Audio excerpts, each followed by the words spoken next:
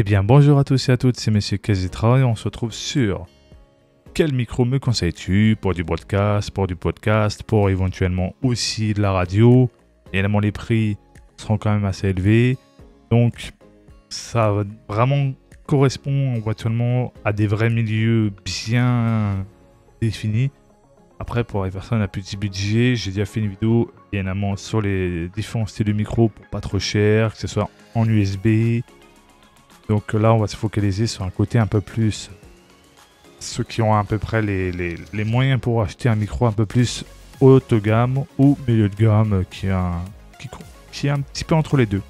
Ça dépend justement où tu le trouves selon le site. Faites attention à ne pas acheter sur les sites allemands ou États-Unis. Vous pouvez éventuellement payer des frais de douane, c'est possible. Alors, le Rode PodMic, très très bon micro, bien évidemment. Très reconnu pour bien évidemment par beaucoup, qui peut être très intéressant. Évidemment, le connecteur XLR est ici. En vrai, très très joli. Optimisé bien évidemment pour la parole. Microphone dynamique pour la voix et l'enregistrement. Ça, c'est tous les détails. Si besoin, le poids du micro, la référence depuis, voilà, le numéro de l'article, une pièce. Si vous voulez vraiment prendre le trépied plus le câble XLR, vous avez juste ici un petit pack, 166 €. Si vous avez déjà une carte son, si vous avez déjà le trépied, qu'il vous manque juste changer de micro, pour 95 €, ça c'est très intéressant. Maintenant on va passer au deuxième micro, le Presonus PD70 pour 99 €. Bien évidemment très connu aussi. En vrai il est la bonnette voilà tranquille, qui ressemble un peu à la bonnette sur SM7B. Une petite terre de ressemblance, comme d'habitude. Le connecteur XLR ici, vers le bas. Micro dynamique d'enregistrement, idéal pour les applications vocales telles que le podcast, le streaming en direct ou les applications de diffusion traditionnelles. Diaphragme polaire cardioïde. Après, il y a la sensibilité, la réponse de fréquence, impédance nominale, bien évidemment 350 ohms. Et tout d'autres détails. Évidemment, support et bonnette intégrée. Ok. Il y a eu 43% qui ont acheté ce micro et apparemment, ça a l'air d'être plutôt positif. Donc au total, 55% d'avis positifs. Donc en termes d'étoiles, ça a l'air très intéressant. Ensuite, un micro qui est quand même très apprécié aussi, le SE Electronic Dynacaster DCM3. Un peu plus à l'ancienne, j'ai l'impression. Donc le câble XLR donc, se branchera à l'arrière. Ok. Oh, petite présentation. Très sympathique. Du micro de studio. Très intéressant. Idéal pour la parole et le chant. Filtre anti-pop intégré. Directivité cardioïde, réponse de fréquence, la sensibilité, la dimension et le poids du micro, la référence, etc. etc.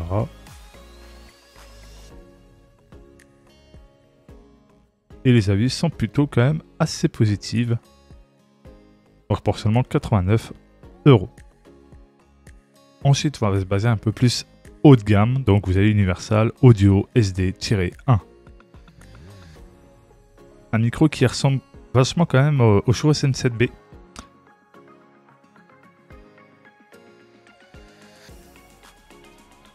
Donc là, on peut passer entre baisser en gros les basses, en gros, et le boost de présence, si je ne dis pas de bêtises.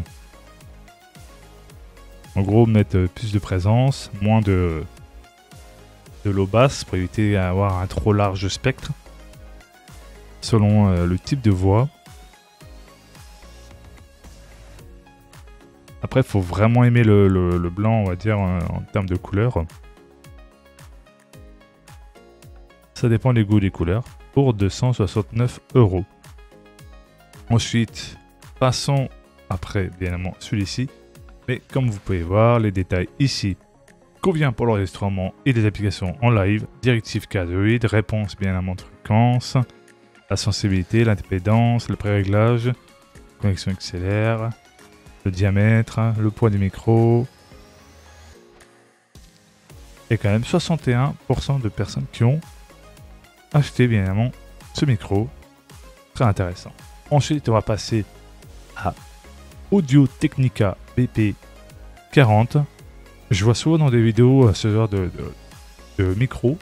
Et je me dis pourquoi pas bien évidemment le présenter pour éventuellement aussi peut-être trouver des personnes qui souhaitent avoir un micro selon bien évidemment ses activités professionnelles.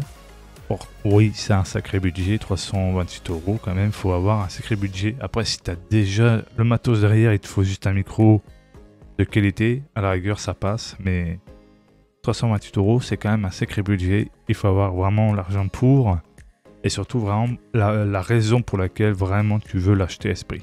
Tu peux peut-être éventuellement trouver à moitié prix ailleurs, mais fais attention aussi aux sites frauduleux, voir si le site bien évidemment a bien toutes les normes possibles, et vraiment sûreté pour l'utilisateur et utilisatrice qui recherche quelque chose de très important.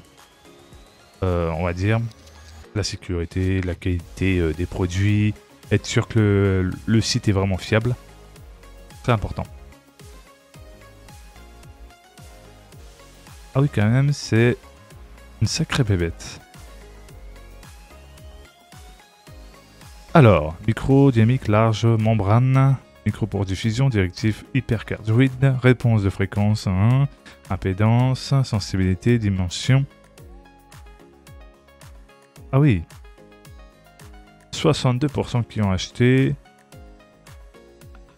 Un micro extrêmement performant, robuste, calibrage initial excellent, bonne réduction de bruit ambiant. Ouh, très intéressant. J'ai juste besoin de configurer un petit DECR. Ah oui, pour éviter les S.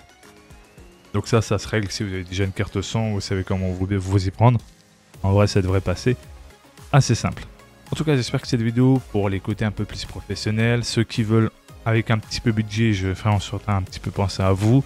Mais bien évidemment, le reste, c'est vraiment des micros qui sont plus orientés pour le streaming, pour du podcast, pour bien éventuellement aussi de la radio, enfin des trucs quand même assez spécifiques, ou même pour le chant éventuellement, pour le studio. C'est vrai que ça demande un sacré budget. En tout cas, si cette vidéo vous a plu, n'oubliez pas de vous abonner, de mettre un pouce bleu, d'activer la cloche de notification et de partager. C'était Monsieur Kazetra, prenez soin de vous. Ciao, bye bye.